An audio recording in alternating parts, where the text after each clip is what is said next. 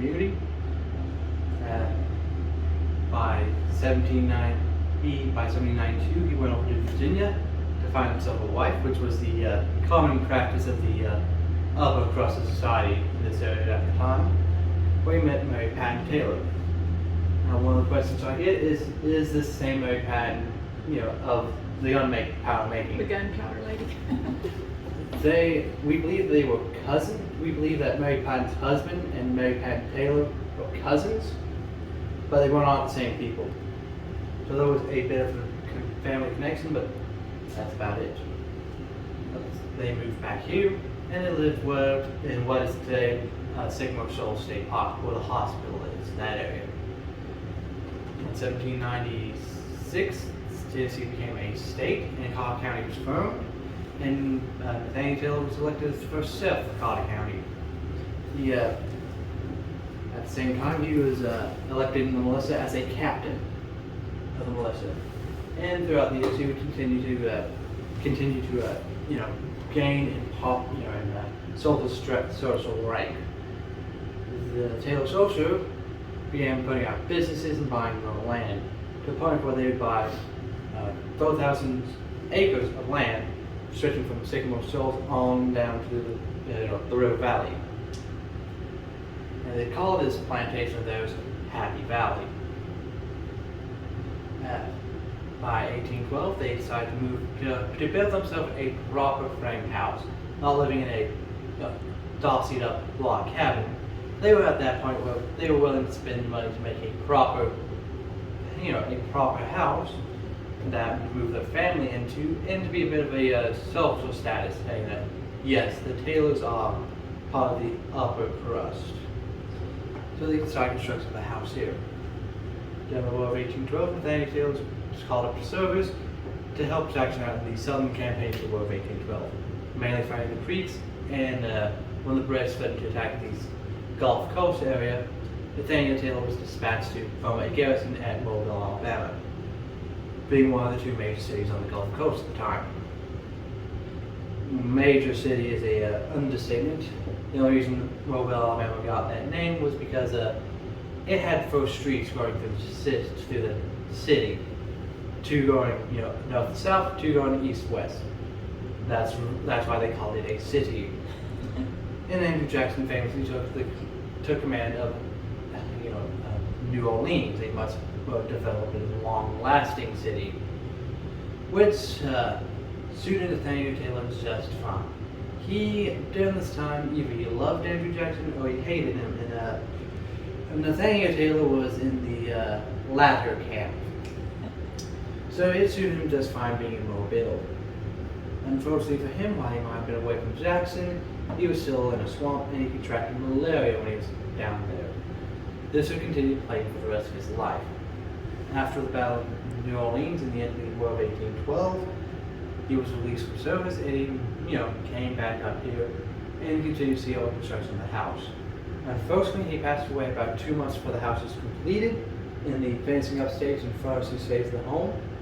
So Mary Patton Taylor used his General Patton Pinson to decorate the home and have it painted in the various colors of red, white, and blue, which you can obviously in the hallway here.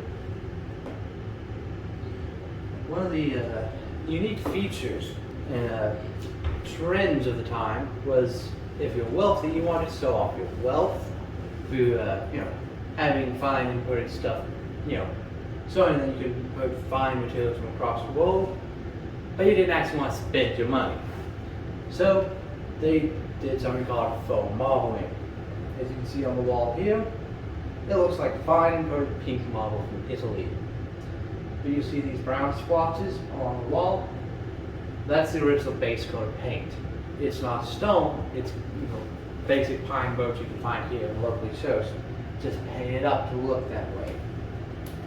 And when the house was finished in 1816, the boats would have been not as roped, and it'd be a whole lot harder to tell them being actual wooden boats, not solid stone slabs. You can see this on both the staircase and the wall here. It's a very common trend at the time. Mount Vernon and Martello also has examples of this, with Mount Vernon The outside exterior of the house is actually wooden, like this house.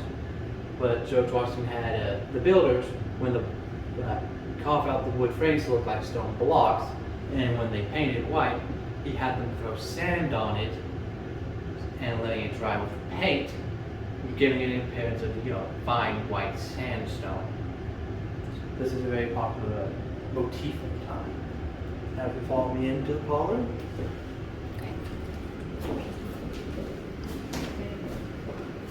Here we have the parlor. The parlor kind of acted as both a living room and a den sort of function. This is where the family would retire in the afternoon, spend time together, relax, have family bonding time. This is also where, when the tables would host, parties or dancing parties, such of the like, all the furniture would be moved out, and this would act as a dancing hall. Now, we know from written accounts that there was a portrait of Nathaniel Taylor hanging on the chimney. And for years we weren't able to track it down. But we tracked it down to a member of the Taylor family living in Nashville, and they graciously allowed us to make a copy of it, a print of it. So we have it might not be the original, but it's as close as we can get to it, having the original staying on the original location, hanging back up here. One of the comments I constantly get from Joe, especially from young kids when I bring them in here, is just how bold the coloring choice is in this room, to put it lightly. That is because during this time period, all the rage was to have contrasting colors. Unlike today, we want to have colors that complement each other very well, blend together, look pleasing to the eyes. Back then, they wanted contrasting colors, they make it pop. Because if you're a herb, you'd either live in a log cabin or a house just with white wall plaster. So having these bright contrasting colors popping out saying, hey, I'm wealthy. You can very clearly see that in this room with the red and blue wallpapers, with the gold and silver reef top band of the wallpaper, and of course the mahogany, faux marbling style of wood paneling underneath it, and the white and black ceiling. Everything contrasts in this room, which was by design, parties as well. One of my favorite features about this room is the paint. It's very light, very light-ish, but not light blue color. During the time period, this was called Prussian blue. The Prussian uniforms look the same sort of stuff, say that you see it throughout the entire house, but mainly in this room. When the state got the house, most of these walls were bare wood. Only very vague remnants of pigment. Very small enough you have to use an electron microscope to find it. Well, they were able to find it, and they were able to pull out the original pigment and recreate it. Which is not saying, which is a bit of a feat in itself, because this color, Prussian blue, had been produced for 180 years when the state built. Started to do the process to remake it. And they did. Painted up the house. And if you go to some of the local paint stores, you can actually get it, and they call it Sabine Hill blue. Which is a personal favorite of mine. The dining room is also not as heavily decorated and heavily colored as the parlor. It's still heavily decorative. We also have fine scenery. The main focus be the dining table. It's unfortunately we don't have one here yet. That's where most of the main decoration be. The silverware, dressed up nice and popular. We're not entirely sure what it is for. We highly believe that the house is being designed to be a nursery that will be in the sugar. Nathaniel Taylor is very kind.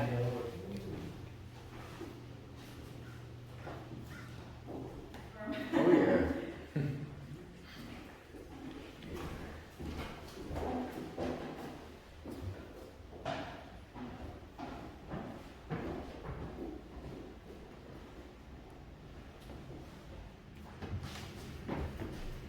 I was gonna ask if that was like a cellar or something out there. Yes, it leads Their down to the basement. basement, which is about 4.5 feet high. Very cramped. We use it for storage. And for the AC system to keep the temperature and, more importantly, humidity constant. How to preserve it so we don't let people go down in there. So if you're following me outside, He's like, you'd fit.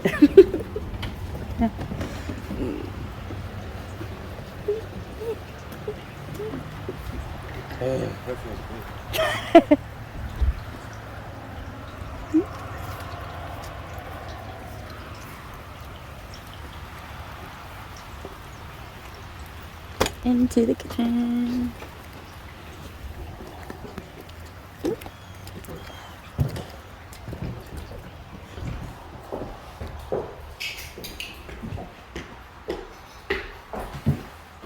come on in.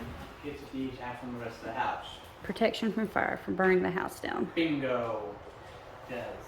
Again, it's all wood. Fire department's over their thing in this part of the country yet. Also, it's on top of the hill, so all the water you have to have pumped up. And yeah, a lot of farmers stuff back then, like linen, beeswax candles, stuff like that. If a house caught fire, it's pretty much gone. So having a kitchen detached, the main place where you have fire going, and a big fire going constantly, and open where you don't have a mesh screen in front of it, keep cinders being popped out. You kind of want it in its own little space to make sure if it did burn down, it didn't take the rest of the house down. A person who was coming through here talking about the tobacco trade, writing about that. A non-slave owner, and was proud to be non-slave owner. He was, writing accounts about the tobacco industry. He wrote that some of the slaves didn't want to go